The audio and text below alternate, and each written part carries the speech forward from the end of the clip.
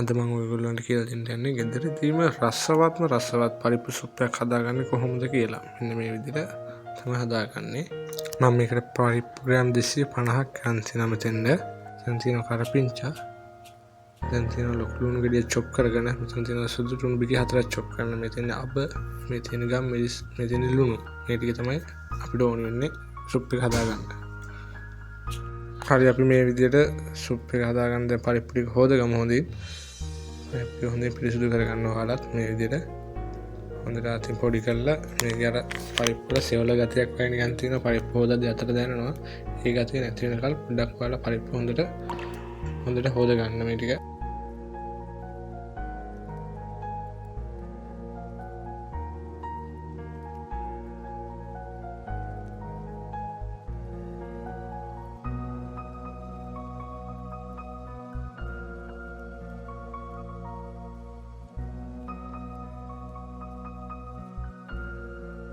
ඔන්න මම දැන් පරිප්පු ටික සෝදගෙන ඉවරයි. ඉතින් මම සෝදාගත්ත පරිප්පු ටික හරි අපි සෝදාගත්ත පරිප්පු ටික තම්බ ගමු දැන්. මම නම් ගන්නේ තාච්චයක් මේක මට ලේසි.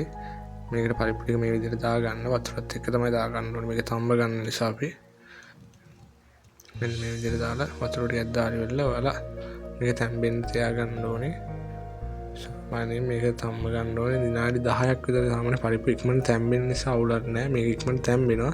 එහෙනම් විනාඩි 10ක් විතර මේක තැම්බෙන්න වහලා තියා ගන්න ඕනේ. ලුණු දැම්ම දාන්න එපා ඔයගොල්ලෝ. මොකද පරිප්පු තැම්බෙන්න වෙලා යනවා ලුණු දාපුවා. හරි දැන් විනාඩි 10ක් ගියා මම පරිප්පු එකට. අපි බලමු මේක තැම්බිලාද කියලා. දැන් සාමාන්‍ය තත්ත්වයේ සාමාන්‍ය විදිහට පරිප්පු තැම්බිලා තියෙනවා. දැන් අපි මේකට ලුණු ඇඩ් කරගත්තොත් ප්‍රශ්නයක් නැහැ. මේක ගන්න තැම්බිලා තියෙනවා කියන්නේ අවුලක් නැහැ. අපිට ලුණු ඇඩ් කරගන්න පුළුවන්. මේක ගන්න තියෙද්දි මොකටත් ලුණු ඇඩ් කරගන්න. සාමාන්‍යයෙන් මම මේකට 30ක් විතර තමයි ලුණු දාගන්නේ. ලුණු වැඩි කරගන්නත් එපා. මදි වුණාට ප්‍රශ්නයක් නැහැ. අපිට පස්සේ ඇඩ් කරගන්න පුළුවන්. ලුණු වැඩි දාන්න එපා. ඉස්සෙල්ලා පොඩ්ඩක් දාලා බලන්න. මේ ලුණු වැඩි කරගන්න එපා. අපිට පස්සේ ලුණු ඇඩ් කරගන්න පුළුවන්. ඒ නිසා හදිස්සි වෙන්න එපා. ඉස්සෙල්ලා පොඩ්ඩක් ලුණු දාගන්න. මේක හොඳින් කලවම් කරගන්න.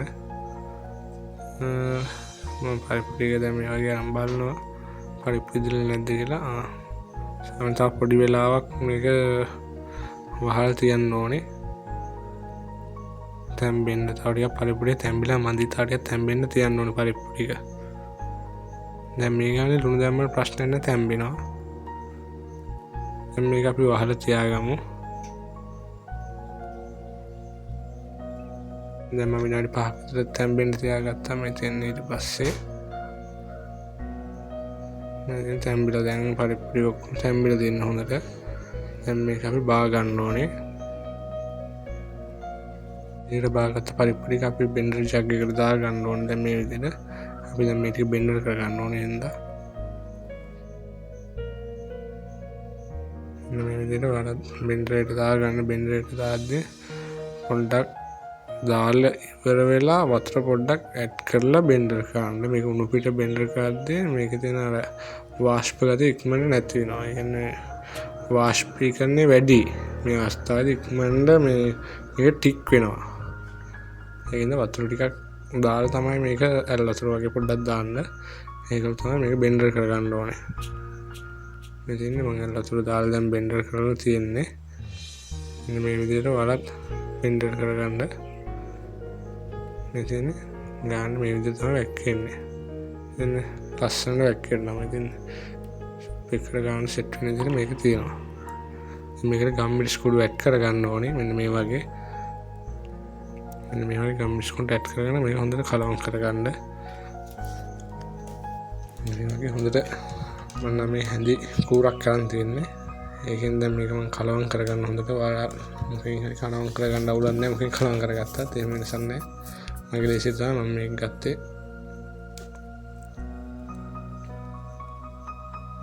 මේ විදිහට කලවම් කරගන්න. මේකට අපිට ගම්මිරිස් ඇතිද මන්ද කියලා බලන්න. ඉතින් අපේ ටේස්ට් එක අනුව සාමාන්‍යයෙන් මේක ගම්මිරිස් වැඩි වෙන තරමටත් රසයි, අඩු වෙන තරමටත් රසයි. මේක මම හදාගන්නේ ගම්මිරිස් වැඩි කරලා හදාගන්නේ.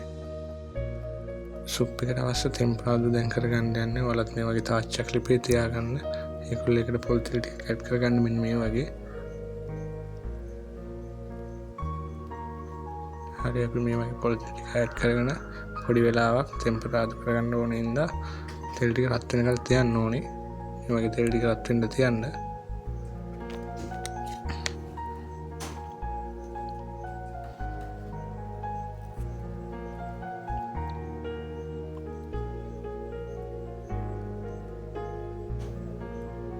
මෙන්න මෙතන තෙල් ටික රත් වීගෙන ඉතින් අපි ඒකට එකතු කරගන්න ඕනේ අබ ටික අපේ. මෙන්න මෙතන අබ ටික ගන්න. ඊට පස්සේ සුදු ලුණු ටික දාගන්න.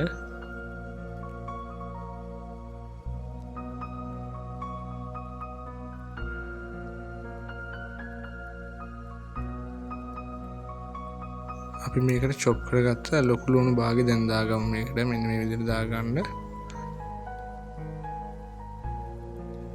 දැන් අපි කරපිංච ටික ඇඩ් කරමු මේ වගේ.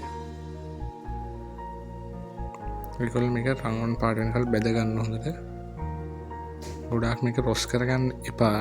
රොස් කරගත්තොත් අපේ සුප් එකට අවුල් යනවා. අමුතු රහක් එන්නේ. මෙන්න මේ විදිහට මේ ටික බෙද ගන්න. හරි මම හදාගත්ත ටෙම්පරාදු දැන් බා ගන්න යන්නේ. හරි මම දැන් බාගත්ත ටෙම්පරාදු මේ විදිහට දා ගන්නවා මයි සුප් එකට. මේ විදිහට දා ගන්න. ඒක හොඳින් මේක කලවම් කරන්න. හොඳින් කලවම් කරන්න. මේ විදිහට කලවම් කරන්න. ඔයගොල්ලොත් මේ විදිහට හොඳින් කලවම් කරගන්න. දැන් මේක අපි ඩිපේ තියා ගන්න ඕනේ. මේක නැවත රත් කරන්න ඕනේ. මොකද මේක ටික් එක වැඩි හින්දා තව මේ ගණකම අඩු කරගන්න ඕනේ නේද? මේකට වතුර දාන්න ඕනේ. වතුර දාලි වෙල්ල ඔයාලට ඇතිවෙන ප්‍රමාණය මේකට වතුර දාන්න. ඔයාලට සුප් එක අර බොන්න පුළුවන් කියලා හිතන ගමන් වතුර දාන්න මේක. මේකට වතුර දැම්ම කියලා ප්‍රශ්නයක් නැහැ. මේකෙන් උපුවට තියෙනවා මේක. සුප් එක උපුකම අඩු වෙන්නේ නැහැ. මේ හදලා තියෙන සුප් එකට මම වතුර මිලිලීටර් 700ක් දානවා. සාමාන්‍යයෙන් 5 දිනකට විතර බොන්න පුළුවන් ප්‍රමාණයක් තමයි මේක මම හදන්නේ. මේ ප්‍රමාණයට දානවා. මේක මඩ කියන්නේ ඊට වැඩි කරගන්නත් පුළුවන්. ඔයාලට ඒ කියන්නේ එළවලු මොනවා හරි ඇඩ් කරනවා නම් මේක තවත් මේවා කරන්න පුළුවන්. ඔයාලට වතුර ඇඩ් කරලා ගොඩක් රසවත් විදිහට හදාගන්න පුළුවන් මේක. මම ඔයාලට කිව්වා වගේ මේක මම අර කිව්වේ සැරට හදා ගන්නවා කියන පොඩ්ඩක් අර මේ ගම්මිරිස් තමයි වැඩි කරගන්නේ. මිරිස් කුඩු වගේ මේ නම් දාන්නේ මේකට. මේ ගම්මිරිස් කුඩු තමයි මම මේකට දාන්නේ. දැන් මේක රත් වෙනවා. දැන් මට හොඳයි කියලා තමයි මේකට ගම්මිරිස් කුඩු ටිකක් දැම්මනා. අපි මේකට ගම්මිරිස් කුඩු ටිකක් දාගමු. තව හැන්දක් විතර දාගමු. මෙන්න මේ වගේ ගම්මිරිස් හැන්දක් විතර දාමු. මේ මම දාන ගම්මිරිස් එක එච්චර සැර නෑනේ. ඒක ප්‍රශ්නේ. එතන මෙච්චර දාන්න ඕනේ. මම දැන් හැන්දි දෙකක් දැම්මා. තවත් මදි වගේ මට තේරෙන්නේ. දැන් තවත් ගම්මිරිස් හැන්දක් විතර දැම්මම හොඳයි කියලා. තව ගම්මිරිස් ටිකක් අපි මේකට දාමු. මම ඒකට ගම්මිරිස් මදි. මෙන්න මේ වගේ ගම්මිරිස් ටිකක් දාගන්න. ඒක නිවන දෙන්නේ ගම්මිරිස් කියන්නේ ඒකෙන් තව කෑවට ප්‍රශ්නයක්.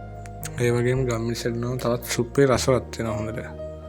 කියන්නේ ඕව දාන්න එපා ගම්මිරිස් දානවා කියලා. ගොඩාක් දාන්න එපා. සාමාන්‍ය ප්‍රමාණය දාගන්න. දැන් මේකේ බබල්ස් ඇවිල්ලා තියෙනවා. මේ ඉන්නේ බබල්ස්. මේ බබල්ස් ටික අයින් කරගන්න ඕනේ දැන් අපි. මේ වගේ ඔය බබල්ස් ටික එක පැත්තට එනවා. මෙන්න මේ ඉන්නේ බබල්ස් ටික. මෙන්න මේ ටික. මේව අපි එකතු කරගෙන අයින් කරගන්න ඕනේ මේ ටික. මේ විදිහට ලේසියෙන් අයින් කරගන්න පුළුවන් බබල්ස් ටික එක පැත්තකට එනවා. මෙන්න මේ විදිහට ඔක්කොම බබල්ස් ටික ඔයාලට අයින් කරගන්න. ඔක්කොම කියන්නේ ගොඩක් වෙලා තියන්න එපා මේක. ඔය නෙහෙ නවතින්නේ නැහැ. සාමාන්‍ය අර ඉස්සෙල්ලා මෙන්න ටික මේ නැති වෙනකල් අයින් කරගන්න ඔයාලා.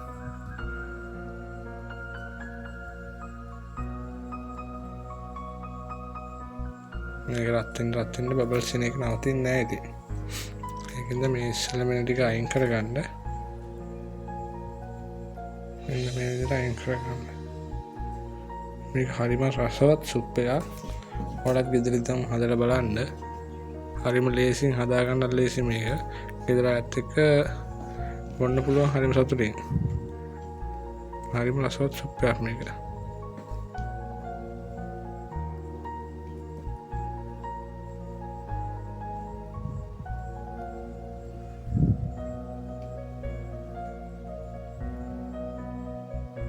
දැන් මේ විදිහට දැන් මම අයින් කරන්න ඉවරයි.